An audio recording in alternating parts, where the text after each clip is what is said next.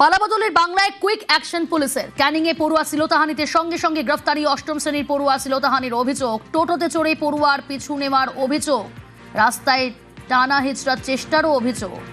ঠিক কি ঘটনা আরো ডিটেল জানার চেষ্টা করব। অনুপ রয়েছে আমার সঙ্গে। অনুপ, দেখো, পরিবার সূত্রে যেটা জানা যাচ্ছে, গতকাল রাতে অষ্টম শ্রেণীর ছাত্রী যখন টিউশনি পড়ে তার দিদির সঙ্গে বাড়ি ফিরছিল, আচমকায় একটি টোটো তাদের পিছু নেয়। এরপরেই কিন্তু ওই টোটো থেকে বেশ কয়েকজন যুবক কিন্তু ওই ছাত্রীকে শ্লীলতাহানি করার চেষ্টা করে, এমনকি তার হাত ধরে টানাটানি করার চেষ্টা করে। এই ঘটনা তার দিদি প্রতিবাদ করলে তাকে অশ্লীল ভাষায় ভাষা দেয়, এবং তখনই কিন্তু তার দিদি তার পরিবারের লোকজনকে ফোন করলে রাস্তায় তারা এই টোটোটিকে পথ আটকায়। এরপরে তাদের জিজ্ঞাসাবাদ করলে তাদের কথার মধ্যে অসঙ্গতি দেখা দিলে স্থানীয় মানুষজন তাদের কিন্তু ধরে ধরে। এরপরে খবর দেওয়া হয় পুলিশকে, ক্যানিং থানা পুলিশ দিয়ে তাদের কিন্তু উদ্ধার করে নিয়ে আসে। প্রথমে 3 জন উদ্ধার করে নিয়ে আসলেও একজন কিন্তু বাকিরা পালিয়ে যায়। এরপরে পরিবারের লোকজন ও স্থানীয় মানুষজন কিন্তু আর বাকিদের খোঁজার চেষ্টা করলে তার মধ্যে একজনকে ধরে ফেলে।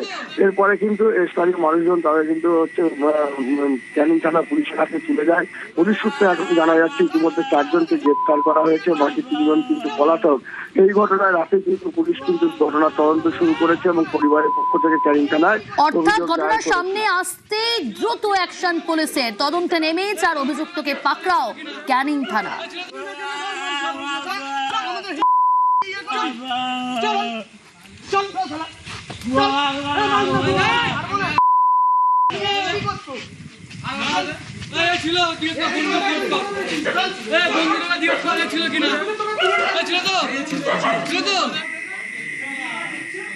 ওরা সোনা নোনো বলে ওদেরকে বলছে আমার মেয়েদেরকে, আবার লাইট নিয়ে উপর থেকে নিচ পর্যন্ত ওদেরকে দেখছে।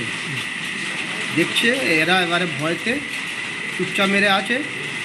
চুপচাপ মেরে থাকলে ওরা গাড়িটা স্লো করে, ওরা যদি কোনো কথা বলে ওদেরকে উঠিয়ে নেবে গাড়িতে, সেরকম অবস্থা করেছিল। তারপরে ওরা ছুটে গিয়ে আমার ভাইপোকে ফোন করে।